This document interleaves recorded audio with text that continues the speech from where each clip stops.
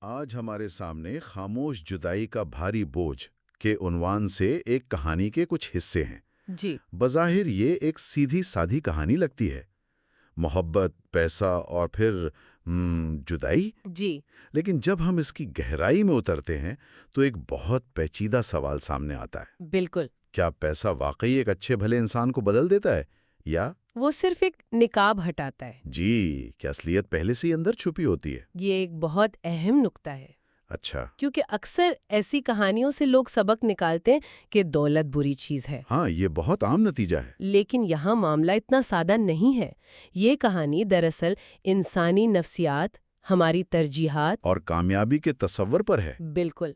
ہم دیکھیں گے کہ سائم کا جو کردار ہے وہ کس طرح ارائیول فیلیسی یعنی منزل پر پہنچ جانے کے دھوکے کا شکار ہوتا ہے۔ ارائیول فیلیسی مطلب وہ سمجھتا ہے کہ دولت حاصل کرنا ہی خوشی ہے، لیکن جب وہ وہاں پہنچتا ہے تو اسے خالی پن ملتا ہے۔ خالی پن کے سوا کچھ نہیں ملتا۔ چلیں تو پھر کہانی کے آغاز سے شروع کرتے ہیں۔ جی، ذرائع ہمیں بتاتے ہیں کہ آئزہ اور سائم کی زندگی غربت میں شروع ہوئی تھی۔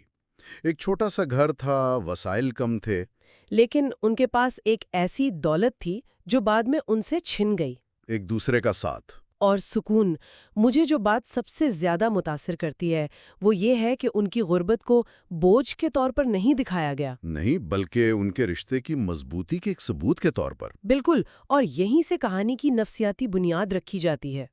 ان کا رشتہ صرف محبت پر نہیں تھا، تو پھر کس چیز پر تھا؟ وہ مشترکہ جد و جہد پر قائم تھا۔ دیکھیں، جب دو لوگ مل کر مشکلات کا سامنا کرتے ہیں تو ان میں ایک خاص تعلق پیدا ہوتا ہے۔ صحیح۔ ان کی وہ دال روٹی جو تھی وہ صرف کھانا نہیں تھی، وہ ان کی مشترکہ کامیابی کی علامت تھی، ہر دن کی چھوٹی چھوٹی جیت۔ اچھا۔ تو سوال یہ پیدا ہوتا ہے کہ جب وہ جدوجہد ہی ختم ہو جائے جو رشتے کی بنیاد تھی، تو پھر رشتے کا کیا بنتا ہے؟ یعنی آپ یہ کہہ رہی ہیں کہ شاید وہ غربت ان کے رشتے کے لیے ایک حفاظتی ڈھال کی طرح تھی؟ ہاں، کہہ سکتے ہیں۔ وہ انہیں ان بیرونی دباؤ سے بچا رہی تھی جو بعد میں آئے۔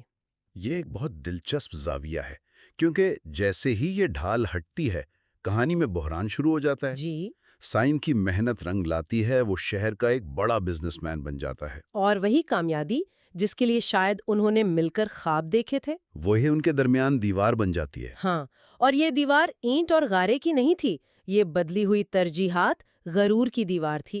یہاں ارائیول فیلیسی والی بات بہت واضح ہو جاتی ہے نا؟ بہت واضح۔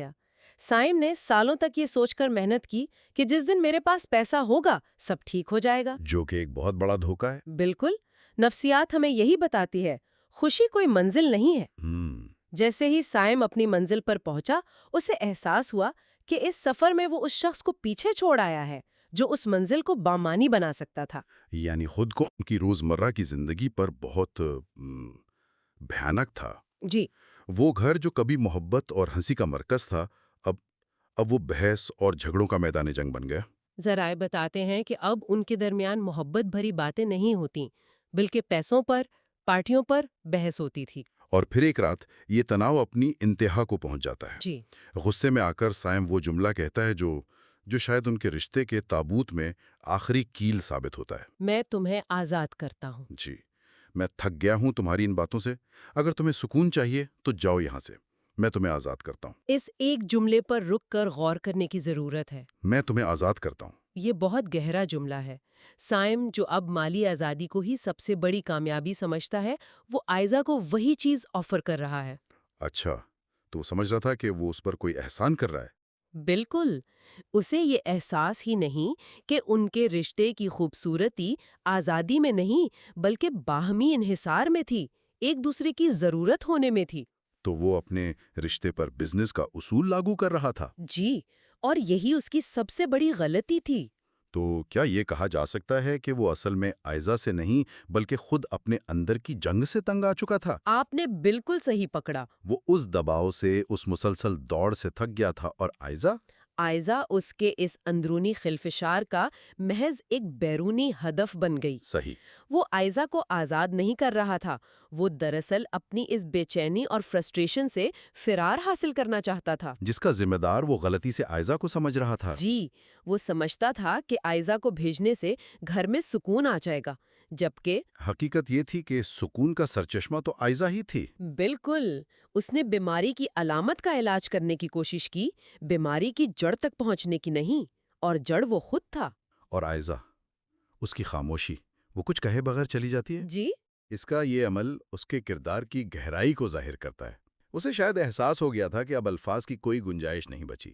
سائم کو شروع میں شاید ایک طرح کی راحت محسوس ہوئی ہوگی، کوئی جھگڑا نہیں، کوئی بحث نہیں۔ صرف کامیابی اور اس کے ثمرات۔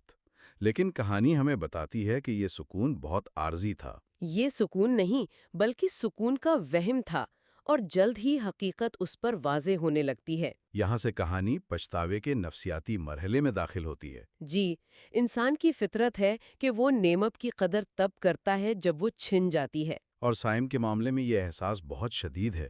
وہ عالی شان گھر، وہ مہنگی گاڑیاں، وہ سب کچھ جو اس کی کامیابی کی علامت تھا، اب اسے اپنی تنہائی کا، اپنی ناکامی کا احساس دلاتا ہے۔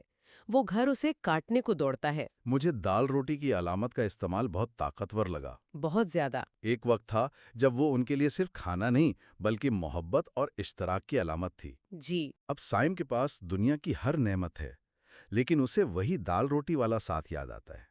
اسے یہ شدید احساس ہوتا ہے کہ جس دولت کے لیے اس نے اپنا سب کچھ قربان کر دیا، وہ اسے ایک رات کی پرسکون نیند بھی نہیں دے سکتی۔ بالکل۔ اور یہ صرف آئزہ کو کھونے کا پچھتاوا نہیں ہے، یہ اس سے کہیں زیادہ گہرا ہے۔ اچھا؟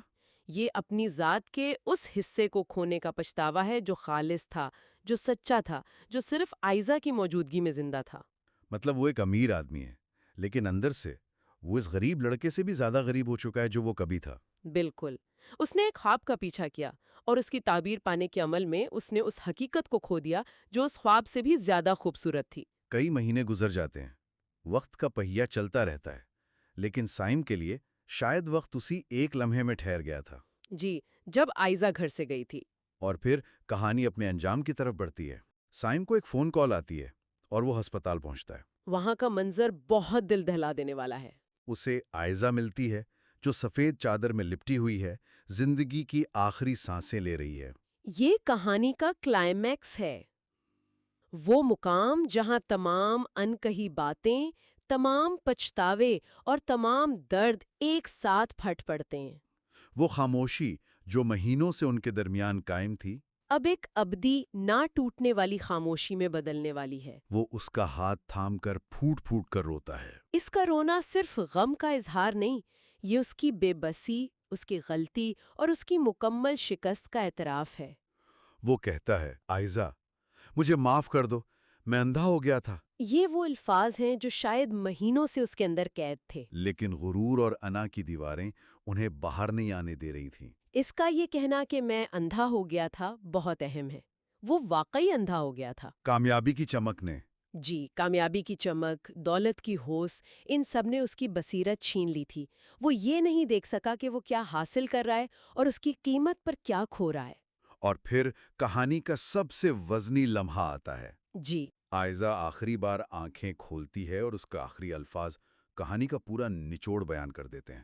وہ کہتی ہے، سائم، جدائی کا بوجھ بہت بھاری ہوتا ہے، میں اسے زیادہ دیر نہ اٹھا سکی۔ اور اس کے بعد مکمل خاموشی۔ ایک ایسی خاموشی جسے اب سائم کی کوئی چیخ، کوئی معافی، کوئی دولت کبھی نہیں توڑ سکتی۔